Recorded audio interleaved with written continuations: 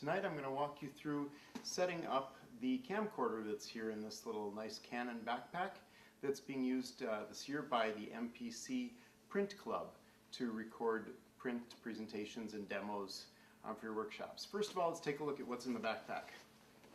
So starting in our outside pocket, we have some useful tools like a bag of batteries, power supply for the camera. It's also used to charge the batteries and the cable that goes with it, and a nice long XLR female and male cable for the microphone.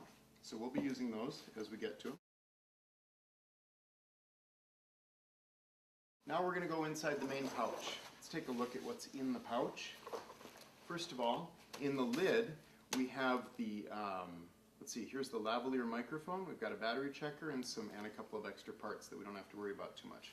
We have some headphones here so that you can listen to what your source is. We have a mixer so that we can have the external microphone that usually our talent wears, as well as the shotgun microphone hooked up to it. So we have two microphones hooked up so that we have clear audio from the speaker, the talent, and we have good audio when we have questions from our audience, and we can control the level and things like that with this mixer. So that's a nice tool to have. The camera's right here, and coming down it looks like somebody left the shoe off of the tripod, but this goes on the camera. So that's our shoe for the tripod, and there's a remote control if you want to use that. Coming across, looks like we have an extra battery for the camera, and these are nice and small, these little square guys. The shotgun microphone, which is in its own case. It's really long, that's why it got the big slot in there. And you can hear what time it is maybe on the background noise. Here is our shotgun microphone and the shock reducing mount for it that actually goes with the tripod. Tripod's not here tonight, so we're going to kind of fake it a little bit, but you'll at least see how this works, okay? And over here we have our wireless microphone pack. It's kind of in a little bit of a shock-proof case so that we don't have to worry about it too much. So we'll get that out of the way. Okay, so let's see how we set this whole thing up, all right? Okay, here's our camera. This is the lovely little Canon Vixia HFS200. It's a very nice camera. It's got solid-state memory instead of using a tape, so it uses actually those SD cards that we all know from digital still cameras. There's a preview monitor here on the side, and that just opens up like that, swings out, and under here you'll find some parts. This little door slides back and forth, and this is where we do have our SD card in there. This camera happens to have right now a 32 gig chip, so it's nice and big, plenty of space on it. Right now, I was looking at it today, it had 19 gig full, and it's got 3 recordings from previous students, or previous presentations.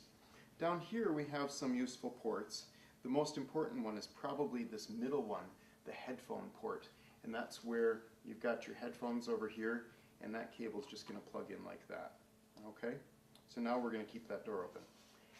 If this hasn't been charged, the only way to charge the batteries is actually to do it through this, it says DC in, and there's a little thumb thing here. You flip it down somehow. Okay, there it goes. Opens up. And then the cable from our battery charger plugs right in there. Remember, you saw the camera charger before? Okay, and that just goes in there. So if you have space while you're using this in the classroom, of course you can plug it in, especially if your batteries are getting low. The one thing to note about this is that it can't charge the battery and run the camera at the same time. So it's best to come in with a fully charged battery beforehand. I'll get that out of the way, close that up right now. The other one that's really important is the little red port here on the side, and this is our microphone in. We've had a couple of problems with people not pushing that microphone cable in all the way, so we'll take a look at that shortly as we set this up. Okay, so one of the biggest challenges when you're recording someone else's presentation is that your talent, your presenter, is always a little bit in a rush to get together, get their stuff together, get in front of the room in time. So you can't always guarantee you're going to be able to track them down. So the first thing I always start with is making sure that my microphone is set up so that the moment the talent shows up in the room, I'm ready to go and can put the microphone on the presenter. So, two parts to this microphone setup. We have the transmitter and we have the receiver. Transmitter has one antenna, the receiver has two. The receiver sits on the camera end, this one, the transmitter, goes on the talent. Okay, in the bag that's labeled lav mic, clip, and windscreens, you'll find the parts that you need to set this up. We can take those out. And this being a gender-based world, you will notice that there's a little clip on the microphone, and right now it was conveniently set up for a male presenter, which is great for me because, and what it is that it kind of looks at the alignment of my, my shirt buttons and says, okay, it'll be a male presenter.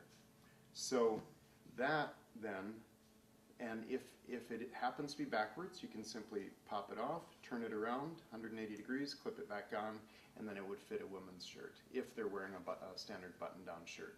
If they're not, then you've got a lot of options. You know, if they've got a soft shirt, a lapel or something, you can put it on them like that. And also, if you notice that they're going to be standing and speaking off to the side all night, you may not want to put it very centered because they will actually be speaking away from it. So just something to keep in mind.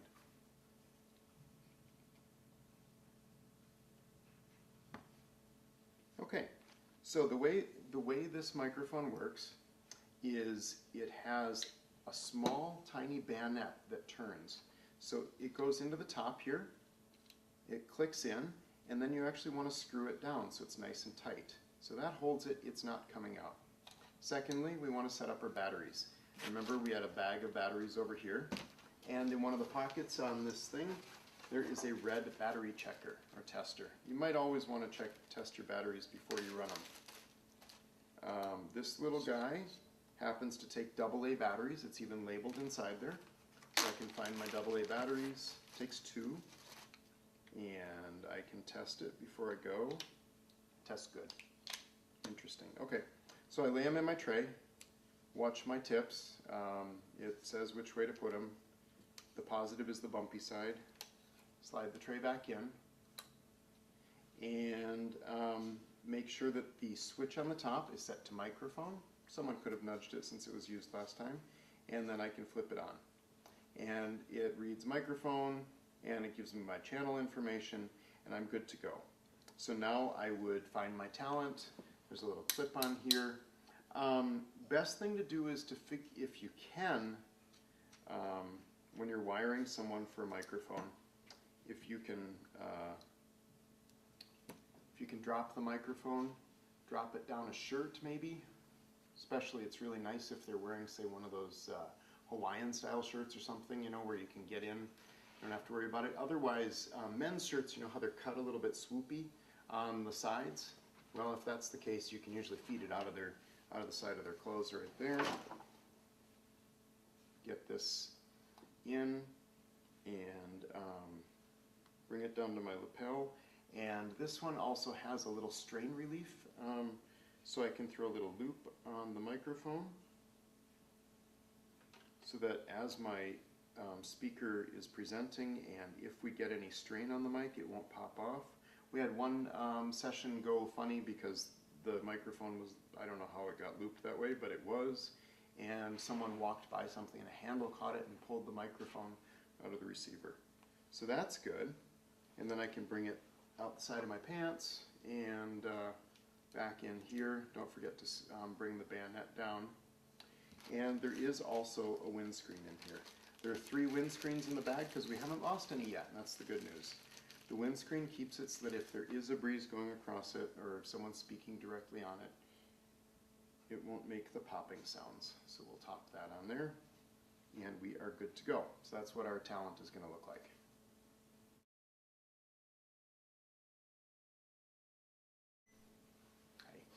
So the opposite end of this, the receiver, the end that sits on the camera, also has, of course, a connection for the output, and that's going to go from the receiver into our mixer, and it also runs on batteries. So we're going to pull out our battery tray, just like the other one, and we're going to pop in our batteries, and since we checked them all in the intermission, we know they're good, and we're going to lay those up in here, set them in, slide it home, and it's on. And then this one has a receiver cable to mixer.